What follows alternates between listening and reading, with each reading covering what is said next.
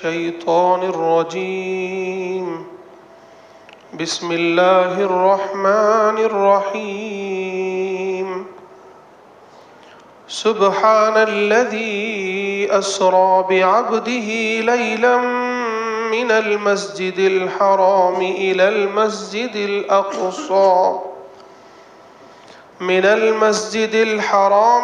المسجد الأقصى الذي باركنا حوله لنريه من آياتنا إنه هو السميع البصير صدق اللہ العظیم۔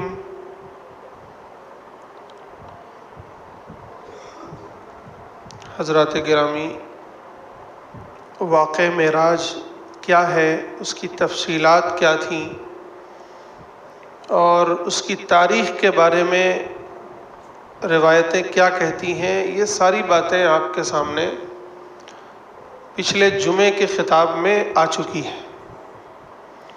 آج ہم صرف ان آیات کا مطالعہ کریں گے، خاص طور سے سورہ بنی اسرائیل کی پہلی آیت اور سورۃ النجم کی چند آیات جن میں واقع معراج کا تذکرہ ہے۔ یہ بات اچھی طرح سمجھ لیجئے کہ قرآن مجید سے بھی اور احادیث متواترہ سے بھی واقع معراج ثابت ہے، برحق ہے، 100% برحق ہے، اس میں کسی کا کوئی اختلاف نہیں ہے۔ البتہ تاریخ کی تعیین میں اختلاف ہے کہ شب معراج کون سے مہینے میں ہے، وہ تاریخ کیا تھی، یا وہ سن کون سا تھا، اس میں الگ الگ روایتیں ہیں، اس لیے کسی ایک روایت پر کوئی تحقیقی بات نہیں کہی گئی ہے۔ اس واقعے کے دو حصے ہیں۔ ایک حصہ ہے جو مسجد حرام سے مسجد اقصیٰ تک کا ہے، جس کو اسرا کہتے ہیں، یعنی اللہ کے نبی صلی اللہ علیہ وسلم کو چند فرشتے اپنے ساتھ ایک خاص سواری پر، جس کو براق کہا جاتا ہے، جو تیز ترین، بجلی سے بھی زیادہ تیز سواری تھی، اس کے ذریعے سے رات کے ایک حصے میں خانہ کعبہ سے مسجد اقصیٰ جو آج فلسطین ہے، جو اس وقت ایلیا کہلاتا تھا، وہاں تک کا سفر کرایا گیا۔ وہاں اللہ تعالیٰ نے بہت سی نشانیاں آپ کو دکھلائیں۔ اس واقعے کو یہ سورہ بنی اسرائیل کی پہلی آیت میں بیان کیا ہے۔ فرمایا اللہ تعالیٰ نے، سبحان الذی، پاک ہے وہ ذات، اسریٰ بعبدہ، جو اپنے بندے کو لے کر گئی، لیلاً، ایک رات میں، رات کے ایک حصے میں، من المسجد الحرام، مسجد حرام سے، جو خانہ کعبہ کے ارد گرد مسجد بنی ہوئی ہے اسے مسجد حرام کہتے ہیں، مسجد حرام سے مسجد اقصیٰ تک، اقصیٰ کہتے ہیں دور کو، جو دور کی مسجد ہے، اور اس سے مراد وہ بیت المقدس کا علاقہ ہے جو جسے مسجد اقصیٰ کہا جاتا ہے۔ فرمایا وہاں تک اللہ تعالیٰ اپنے بندے کو لے کر گئے۔ مسجد اقصیٰ کیا ہے، اس کے بارے میں فرمایا الذی بارکنا حولہ، جس کے ارد گرد ہم نے برکت نازل کر دی ہے۔ بہت سی برکتیں ہیں وہاں، روحانی بھی اور مادی بھی۔ مادی تو یہ کہ اتنا زرخیز علاقہ ہے وہ پورا، آپ تصور نہیں کر سکتے، ہر طرح کی نعمتیں اس علاقے میں موجود ہیں۔ اور روحانی یہ کہ ہزاروں انبیاء اکرام علیہم الصلاۃ اس علاقے میں تشریف لائے، وہیں مدفون ہیں، وہیں یہ مسجد اقصیٰ ہے جو مسجد حرام کے بعد دوسری مسجد ہے جس کی بڑی فضیلت ہے۔ اب یہ سفر کیوں کرایا اللہ تعالیٰ نے؟ فرما رہے ہیں لِنُرِيَهُ مِنْ آیَاتِنَا، یہ ہم اس لیے کروا رہے ہیں تاکہ ہم اپنے اس بندے کو اپنی کچھ نشانیاں، اپنی کچھ آیات دکھلائیں۔ اور وہ نشانیاں، وہ آیات کیا تھیں؟ اس کی بہت ساری تفصیلات آئی ہوئی ہیں کہ نمبر ایک تو یہی بڑی نشانی ہے کہ رات کے ایک چھوٹے سے حصے میں یہ طویل سفر کرایا گیا۔ دوسری بات یہ کہ وہاں لے جا کر وہاں اور بھی جو انبیاء اکرام علیہم السلام کی قبریں تھیں اور بہت سے واقعات وہاں دکھلائے گئے، جیسا کہ وہ بعض روایتوں میں آتا ہے کہ فرعون کی ایک باندی کا واقعہ تھا کہ اس کو جو ہے فرعون نے ایمان کی وجہ سے قتل کر دیا تھا، اس کے چھوٹے چھوٹے 4 بچوں کو قتل کر دیا تھا۔ ایک وادی سے آپ گزرے اسی سفر میں تو بڑی بہترین خوشبو آئی، تو آپ نے حضرت جبریل سے پوچھا کہ یہ خوشبو کیسی ہے؟ حضرت جبریل نے فرمایا کہ ایک باندی تھی فرعون کی جو اس کی بیٹی کے ساتھ رہا کرتی تھی فرعون کے، اور اس کی خدمت کیا کرتی تھی۔ وہ ایمان لے آئی تو فرعون نے اس کو زندہ، پہلے تو اس کے 4 چھوٹے چھوٹے بچوں کو اور اس کے ایک شیر خوار بچہ تھا اس کی گود میں، اس کو جلتے ہوئے کراہ میں ڈال دیا تھا۔ یعنی اس کو پہلے تو یہ کوشش کی کہ یہ ایمان سے پھر جائے اور اللہ کے بجائے مجھے اپنا رب تسلیم کرے، لیکن اس نے کہا کہ جو کرنا چاہو کر لو، میں ایک اللہ کو چھوڑ کر، اپنے حقیقی پروردگار کو چھوڑ کر، حقیقی رب کو چھوڑ کر تجھے اپنا رب نہیں تسلیم کر سکتی، کچھ بھی ہو جائے۔ اس کی آنکھوں کے سامنے یکے بعد دیگرے اس کے 4 بچوں کو جلتے ہوئے کراہ میں ڈالا گیا، پھر اس کو قتل کر دیا گیا، اس کو بھی ڈال دیا گیا۔ تو اس کی قبریں وہی ہیں۔ تو اس قبر سے گویا وہ خوشبو آئی تھی، تو حضرت جبریل نے کہا کہ دیکھیے یہ خوشبو وہ ہے۔ تو اس طرح کی اور بہت سی چیزیں آپ نے وہاں دیکھی۔ پھر وہاں سے آپ کا سفر آسمانوں کا شروع ہوا، پھر آسمانوں پر گئے آپ، انبیاء سے ملاقات ہوئی، اللہ سے ملاقات ہوئی، بیت المعمور کے پاس گئے آپ، سدرۃ المنتہا کے پاس آپ گئے، جنت دوزخ کو آپ نے دیکھا، بہت سی چیزیں وہاں دیکھی آپ نے۔ وہاں یہ بھی دیکھا کہ بہت سے دوزخیوں کو بہت سخت ترین عذاب ہو رہا ہے الگ الگ گناہوں کی پاداش میں، وہ ساری چیزیں آپ نے دیکھی۔ اور بعض لوگوں کے نزدیک اللہ کو بھی دیکھا، بعض لوگوں کی رائے ہے کہ اللہ کو نہیں دیکھا۔ یہ بھی سمجھ لیجئے کہ صحابہ کرام سے لے کر یہاں تک جب صحابہ کرام میں ہی اختلاف ہو گیا تو پھر علماء نے اس کی تعیین نہیں کی۔ حضرت عائشہ رضی اللہ تعالیٰ عنہ کہتی ہیں کہ میں نے خود رسول اللہ صلی اللہ علیہ وسلم سے معلوم کیا کہ آپ نے معراج کے سفر میں اللہ کو دیکھا تھا؟ آپ نے کہا نہیں۔ لیکن دوسرے صحابہ کی رائے یہ ہے کہ اللہ کے نبی صلی اللہ علیہ وسلم نے باقاعدہ اللہ کو اس سفر میں دیکھا تھا۔ تو یہ دونوں رائے خود صحابہ اکرام میں کے یہاں موجود ہے، دونوں کو روایتیں موجود ہیں، اس لیے کوئی بات ہم کنفرم سے نہیں کہہ سکتے۔ اگر یہ اچھا اس کے جاننے نہ جاننے میں کہ اللہ کو اللہ کے نبی نے دیکھا تھا نہیں دیکھا تھا، اس سے ہمارا آپ کا کوئی ایمانی مسئلہ بھی نہیں ہے۔ اگر ایسا کوئی ضروری امر ہوتا تو اللہ تعالیٰ قرآن میں یا حدیث میں بہت صاف صاف بیان کروا دیتے۔ خیر، تو یہ سفر تھا۔ تو پہلے سفر کی رداد گویا اس آیت میں ہے۔ آپ غور کریں، یہاں نمبر 1 اللہ کی پاکی بیان ہو رہی ہے۔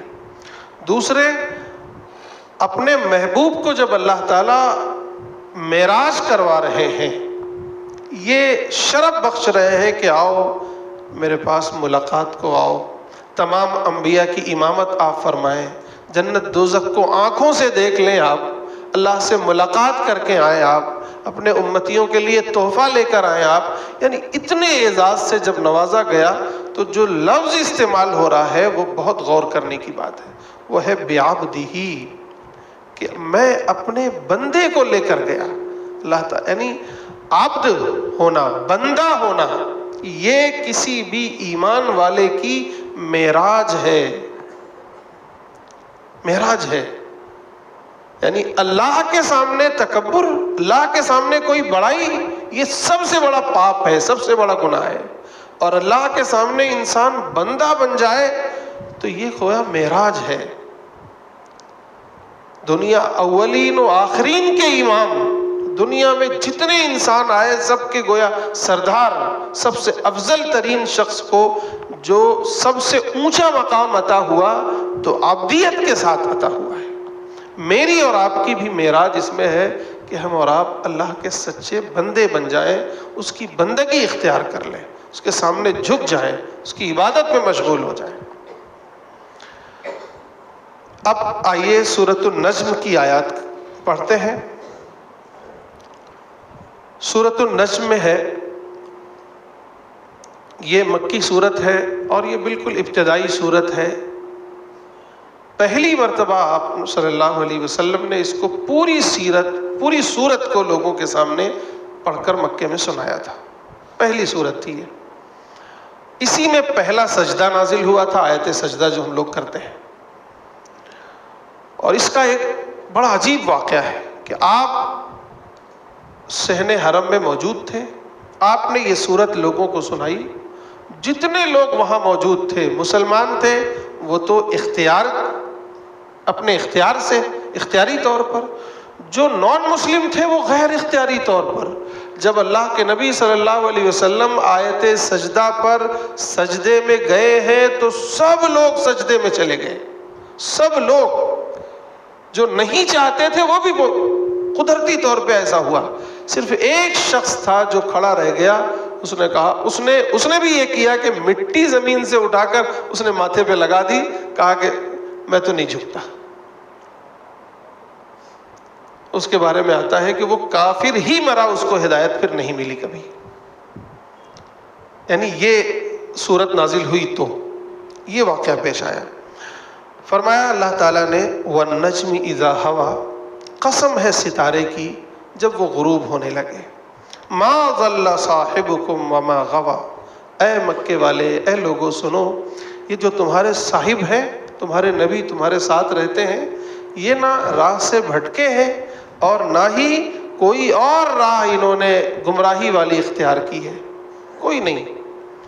وَمَا يَنطِقُ عَنِ الْهَوَىٰ، یہ اپنے نفس کے ذریعے سے کوئی بات نہیں کرتے، اپنی خواہش سے کوئی بات نہیں کرتے۔ ان ہوا الا وحی یوحا، جو بات بھی کرتے ہیں وہ وحی ہوتی ہے جو ان کی طرف کی جاتی ہے۔ یہ آپ کی نبوت کی صداقت کی دلیل پر یہ آیت ہے۔ اب یہ وحی آتی کیسے ہے؟ علمہ شدید القویٰ، یہ وحی آپ کو سکھاتے ہیں جو بڑے قوت والے ہیں، یعنی حضرت جبریل۔ ذو مرۃ، بڑے زور آور ہے۔ فاستویٰ، ان کی ایک دن کی کیفیت یہ تھی کہ وہ آئے اور انہوں نے پورے افق کو گویا بھر دیا، افق پر مستوی ہو گئے، بیٹھ گئے۔ تو اللہ کے نبی نے جب دیکھا تو یہ زمین و آسمان کے درمیان جو جگہ تھی وہ ساری کی ساری پر ہو گئی تھی۔ یہ واقعہ ہے بالکل ابتدائی دور کا کہ اللہ کے نبی صلی اللہ علیہ وسلم نے یہ خواہش ظاہر کی کہ جبریل میں تمہیں تمہاری اپنی شکل میں دیکھنا چاہتا ہوں، اصلی شکل میں۔ حضرت جبریل نے کہا ٹھیک ہے، کل میں آپ کو دکھاتا ہوں۔ حضرت جبریل آئے اور آ کر کے دکھایا کہ میں اپنی اصلی شکل میں آیا ہوں۔ تو اللہ کے نبی نے جب یوں نگاہ اٹھائی تو فاستویٰ وہو بالافق الاعلیٰ، وہ افق اعلیٰ کی طرف تھے۔ یہ افق کہتے ہیں یہ زمین و آسمان کے درمیان جو جگہ خالی ہے اس کو افق بولتے ہیں۔ اوپر کی طرف آپ تھے۔ جب آپ نے یوں دیکھا تو 600 بازو تھے اور اتنے بڑے تھے کہ وہ پورا افق آپ نے گھیر لیا تھا گویا۔ تو ذو مرۃ فاستویٰ وہو بالافق الاعلیٰ ثم دنا، پھر حضرت جبریل اور قریب آئے، فتدلی، پھر اور جھک گئے۔ کیسے ہم لوگ کسی کے قریب ہوتے ہیں تو قریب آتے ہیں پھر جھک جاتے ہیں، کوئی بات کرتے ہیں، یعنی اب اللہ کی وحی لے کر آئے تو اس کی کیفیت اللہ تعالیٰ بیان کر رہے ہیں. ثم دنا، پھر آئے اور قریب ہو گئے. فتدلا، اور جھک گئے. فکان قاب قوسین او ادنا، پھر اتنے قریب ہو گئے جیسے دو کمانوں کے درمیان آپس میں قربت ہوتی ہے، جیسے دو کمان کے دھاگے آپس میں مل جاتے ہیں. اس کو بھی ذرا تھوڑا سا 5 منٹ اگر زیادہ ہو تو آپ برداشت کر لیجئے گا، بہت اہم آیتیں ہیں. کمان دیکھی ہے آپ نے؟ تیر و کمان، کمان ہوتی ہے نا، یوں اس کا وہ ہوتا ہے، اور یہاں پہ دھاگا ہوتا ہے. یہ دھاگے اور لکڑی کے درمیان جو ڈسٹینس ہے اس کو قابہ کہتے ہیں. جب دو کمانیں آپس میں ملا دیں تو یہ کیفیت بنتی ہے نا، دونوں دھاگے آپس میں مل گئے. عربوں میں یہ رواج تھا کہ جب کسی سے دوستی کرتے، کسی سے معاہدہ کرتے، کسی کے قریب آتے تو یا تو ہاتھ ملاتے تھے، ہاتھ مارتے تھے، یا پھر یہ اپنی جو کمان لیا دیتے تھے، تیر کمان سب کے پاس ہوتا تھا تو یوں ملاتے تھے. یہ گویا کمانیں یوں ملتی تھی آپس میں، تو یہ ان کی محبت اور قربت کی دلیل ہوتی تھی. اللہ تعالیٰ نے اسی کو سمجھانے کے لیے، چونکہ ان کے ہاں تو روزمرہ یہ ساری چیزیں تھیں، سمجھانے کے لیے یہاں کہا کہ وہ قریب ہوئے اور آپس میں ایک دوسرے کے اتنے قریب ہو گئے. فکان قاب قوسین، جیسے یہ دونوں قوسین آپس میں مل گئے، دونوں کمانیں آپس میں مل گئی. تو اب دوری رہ گئی تو کتنی، اگر یہ دھاگے کی مثال لیں تو دھاگے آپس میں مل گئے، اور اس کے لیے تو ایک ہاتھ کا ڈسٹینس یہاں، ایک ہاتھ کا ڈسٹینس یہاں، اتنی دوری رہ گئی. بس یہ آپس میں اتنے قریب ہو گئے. او ادنا، آگے فرمایا کہ اور بھی زیادہ قریب ہو گئے. گویا یہ تو سمجھانے کے لیے قاب قوسین ہے، ورنہ اور بھی زیادہ قریب ہو گئے. فَأَوْحَى إِلَىٰ عَبْدِهِ مَا أَوْحَى، پھر اللہ تعالیٰ نے اپنے اس بندے پر وحی کی جو وحی کرنا تھا، جو بھی وحی ہونی تھی. مَا كَذَبَ الْفُؤَادُ مَا رَأَىٰ، اے لوگو سن لو کہ جو کچھ آپ نے دیکھا آپ کے دل نے بھی اس کی گواہی دی، دل نے جھٹلایا نہیں. یعنی آپ نے باقاعدہ ہوش و حواس کے ساتھ وہ وحی سنی، آنکھوں سے بھی دیکھا اور دماغ اور دل سے بھی اس کو سمجھا. افتمارونہ علی ما یری، اے لوگو آپ تم جھگڑتے ہو ان سے اس بارے میں کہ انہوں نے کیا دیکھا ہے، اس بارے میں جھگڑتے ہو. وَلَقَدْ رَآهُ نَزْلَةً أُخْرَىٰ، انہوں نے تو دوسری مرتبہ بھی دیکھا ہے. یہ پہلی مرتبہ دیکھنا ہے مکے کی وادی میں، دوسری مرتبہ بھی آپ نے دیکھا. وَلَقَدْ رَآهُ نَزْلَةً أُخْرَىٰ، دوسری مرتبہ بھی آپ نے دیکھا ہے. کہاں؟ عند سدرۃ المنتہا، سدرۃ المنتہا کے پاس. سدرۃ المنتہا کیا ہے؟ وہ جہاں حضرت جبریل علیہ الصلوۃ والسلام 7 آسمان کے اوپر، جہاں جبریل امین کی بالکل آخری انتہا ہے، وہاں ایک درخت ہے جس کو سدرۃ المنتہا کہا جاتا ہے. وہاں بھی ملاقات ہوئی، وہاں بھی آپ نے ان کی اصلی شکل میں دیکھا. 600 بازو ہیں اور اتنے بڑے ہیں، اتنے عظیم ہیں. عندہا جنت المأوا، وہیں جنت المأوا ہے، وہیں جنت ہے جہاں دیکھا تھا. اذ یغشی السدرۃ ما یغشی، اس وقت دیکھا تھا کہ جب یہ سدرہ پر وہ اس کو چھا رہی تھی چیزیں جو چھا رہی تھی. کیا چھا رہی تھی؟ اس کی تفصیل یہ آتی ہے کہ اللہ کے نبی صلی اللہ علیہ وسلم کی آمد پر وہ سدرۃ المنتہا کو اللہ نے ایسا سجا دیا تھا کہ پروانے گرتے تھے چمکتے ہوئے سونے کے اس پر، ایسا سجا ہوا تھا کہ آج کسی مہمان کی آمد ہے. ما زاغ البصر وما طغى، جو کچھ آنکھ نے دیکھا اس میں کوئی کجی نہیں رہ گئی، کوئی کمی نہیں رہ گئی. وما طغى، اور نہ حد سے بڑھی کہ دیکھنا کچھ تھا کچھ دیکھ لیا، ایسا بھی نہیں ہوا. وَلَقَدْ رَآ مِنْ آيَاتِ رَبِّهِ الْكُبْرَى، اور پھر آپ نے اپنے رب کی بہت بڑی بڑی نشانیاں دیکھیں.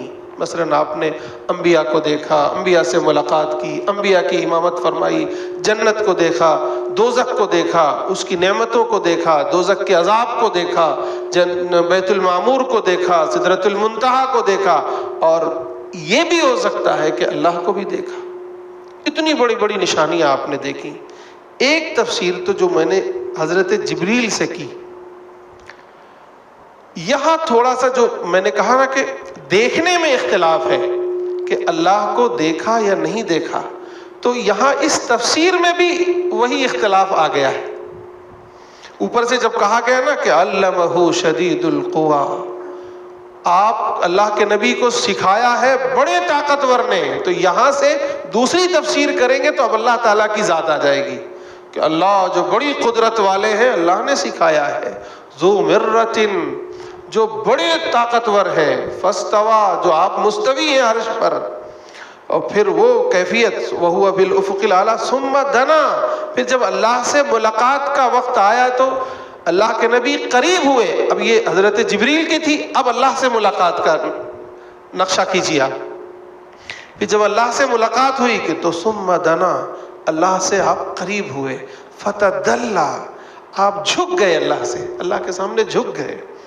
فَكَانَ قَابَ قَوْسَيْنِ أَوْ أَدْنَىٰ، اللہ اور اس کے بندے کے درمیان بالکل یہ ڈسٹینس رہ گیا، یہ دوری رہ گئی، اتنا جیسے دو کمانیں آپس میں مل جاتی ہیں ایسے اللہ تعالیٰ کے قریب آپ ہو گئے.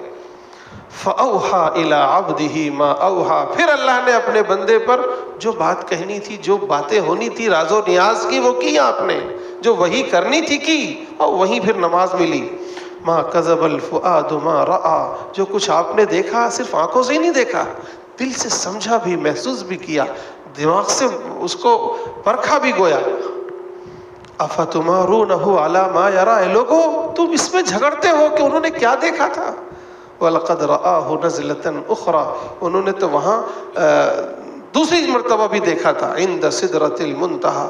یہ خیر دوسری والی تفسیر جو تھی اس کی میں نے آپ کے سامنے بھی رکھ دی کہ یہ دوسری والی بھی تفسیر ہے. تو یہ وہ آیات ہیں جو معراج کے تعلق سے قرآن مجید میں آئی ہوئی ہیں. یہ دو باتیں سمجھنے کی ہیں. نمبر ایک یہ کہ یہ معراج اللہ کے نبی صلی اللہ علیہ وسلم کے جس دور میں ہوئی تھی، یہ معراج وہ دور بڑی مصیبتوں، پریشانیوں اور حالات کے تھے. مکے میں چاروں طرف سے مخالفت تھی، لوگ بالکل ہر طرح سے آپ کے مخالف بن گئے تھے. اس کی تفصیلات کا وقت نہیں ہے. تو اللہ تعالیٰ نے اپنے محبوب کو بلا کر بتایا کہ دیکھو تمہارا مقام اور مرتبہ ہمارے نزدیک کیا ہے. دوسری چیز یہ ہے کہ اسی سفر میں اللہ تعالیٰ نے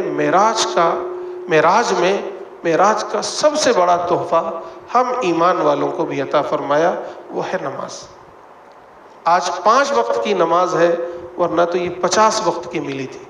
لیکن اگر آج ہم پابندی سے 5 وقت کی نماز بھی پڑھتے ہیں تو 50 وقت کا ثواب ہمیں ملے گا، اجر ہمیں ملے گا. میں نے پچھلے ہفتے بھی یہ بات کہی تھی، یہ گویا نماز ہماری اور آپ کی معراج ہے. اللہ کے نبی تو ملاقات کے لیے 7 آسمان پر گئے، لیکن ہم اور آپ بھی اگر اللہ سے ملاقات کرنا چاہتے ہیں، اللہ سے باتیں کرنا چاہتے ہیں، اللہ کا قرب، اللہ سے نزدیک ہونا چاہتے ہیں، اللہ کا قرب حاصل کرنا چاہتے ہیں، تو اس کا سب سے بہترین ذریعہ ہے نماز، جو ہمارے پروردگار کا ہمارے لیے اس دنیا کا سب سے عظیم تحفہ ہے.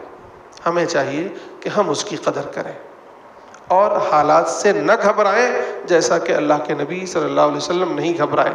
تو کیا ہوا؟ انہیں معراج کرائی گئی. ہم بھی حالات سے نہ گھبرائیں، اپنے فرائض ادا کریں، اپنی ذمہ داریاں پوری کریں. تو اس کا نتیجہ کیا ہوگا کہ یہ جو ذلت ہے، پستی ہے، زوال ہے، اس سے اللہ تعالیٰ اٹھائیں گے اور ہمیں پھر سے عروج نصیب فرمائیں گے. اللہ تعالیٰ مجھے بھی آپ سب کو بھی عمل کی توفیق نصیب فرمائے. وآخر دعوانا